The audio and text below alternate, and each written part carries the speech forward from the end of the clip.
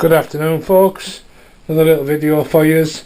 This time it's about maintenance. We know we've done a couple now. I'm not going to bore you with me going through it, because the last time I tried to do that it just went on and on and on. So, looking at me uncle's trains again. He's getting these army of trains out now that he's had for God knows how long, and throwing them at me one by one or two by two, or in this case 3 at a time. So we've got a Lima King Henry V, we've got an old Triang 060, and guess who's back? Him again. Thomas is running fine. If you remember the last one I did where I was having problems with it going off the rails, and I bought a back-to-back gauge and the wheels were terrifically out. Anyway, it's running, but now and again it kept coming off the rails. Only when it went into a corner, and it was my uncle did change all his corner track, still did it. Only this. So I've checked the back-to-backs, I've checked that all of the wheels are in alignment, that they're all running level on the track, and I came up with a conclusion, and it was that the actual Hornby coupler. Now the back one was broken. He has bought some more because I gave him what I had, but this coupler was sitting on the front, and I'll just turn it over. You can see that there, where my finger's pointing, there was a big piece of metal came down off that, and when I looked it was sitting as low as the wheels, and the only thing I can think is that this, as it was heading into a curve, was catching on the sleepers, or maybe on a nail that was sticking up or something like that. But it was definitely far too low, so I've snipped it back.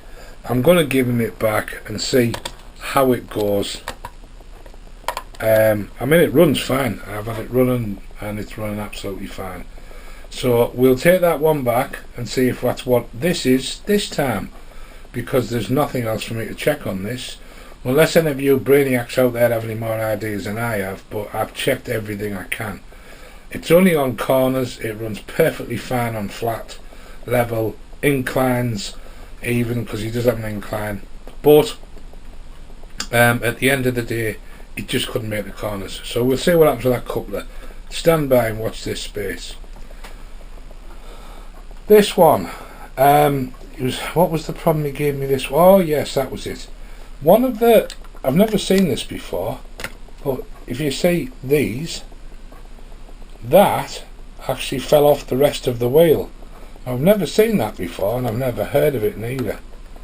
But anyway, I've gone for a, I've looked around, I've checked up, and I've found out that it is only glued on.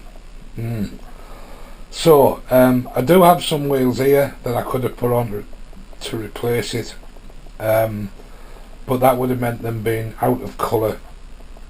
So I've just used an epoxy resin to glue it back on. However, what I did find, which he didn't tell me, whenever I get a train I always try it first. I want to see how it runs, how quiet it is, etc. This thing didn't run. Anyway, we've took it apart, we've done all the usual, cleaned the wheels, cleaned all the motor, cleaned all the commutator, cleaned the brushes. I've resoldered all the joints to make sure that there's no dry joints on it, and what I did find wrapped around the commutator was a track bed nail. No wonder it wouldn't go anywhere. It was also slightly off on its quartering. Now we've discussed quartering before, about, you know, how these conrods lie. There was one wheel off on the other side, well sorry, 2 wheels off on the other side, so I've adjusted those as well.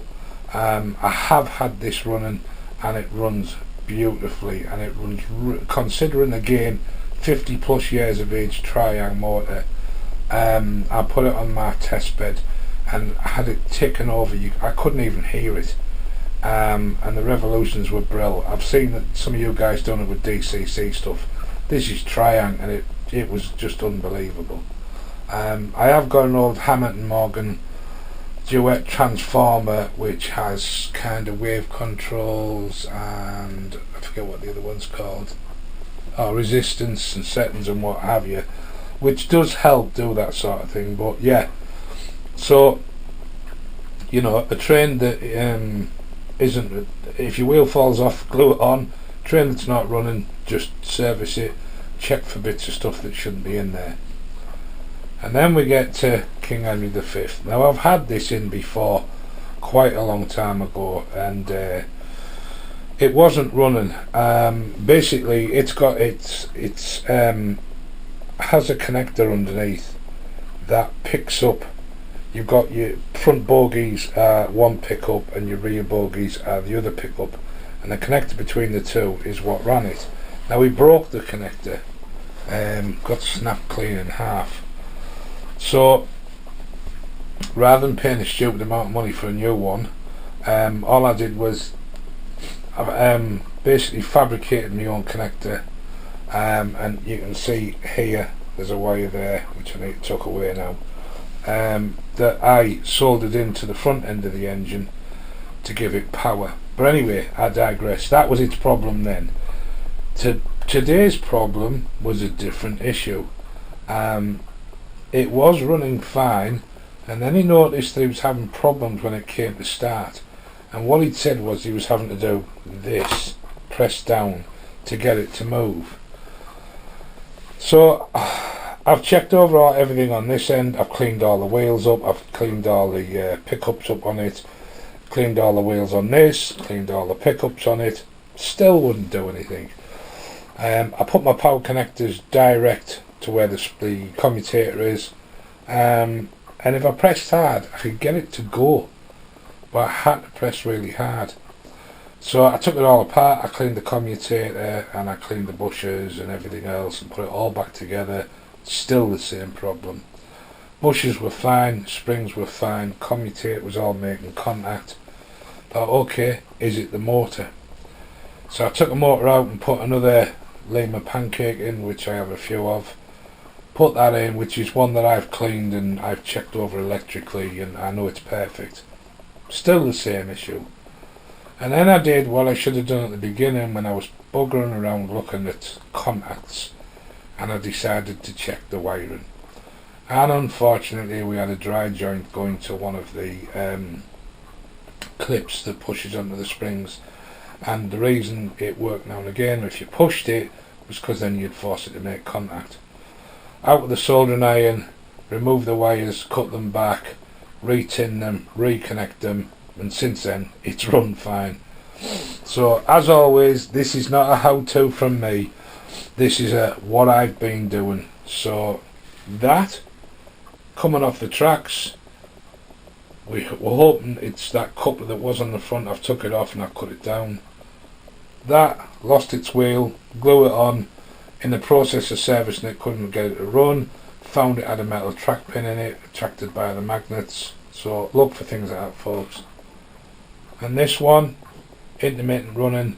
Yes, the wheels were a little bit dirty, but at the end of the day, if you've got an issue like that, basically clean everything and then check your wiring before you go any further. I could have saved myself the job of taking the motor out and replacing the motor and everything else if I'd just thought about checking the soldered connections first. But it's all done now, so these can go back to my uncle. I'm quite sure he's going to probably give me some more, but there you go, some more bits of work done. Like I say, didn't want to bore you with the showing you. And also, since my last video, which was only yesterday surprisingly, I've noticed that I'm now up to 150 subscribers now. When I looked on Friday night I was 145. So thank you people for joining. It's really nice to see that people out there seem to think that I'm worth watching. Not sure if I am, but they must think so. But if anybody has any questions, you know, feel free to ask me. That's why I put the videos on, is predominantly to get a comment, you know, for people to ask a question, or for people to give me an idea or a tip or just anything really. You know, I'm kind of trying to make time to make comments on other people's that I watch. So anyway, I'm prattling on, so I'm gonna go. I'll catch you all later, folks. Bye now.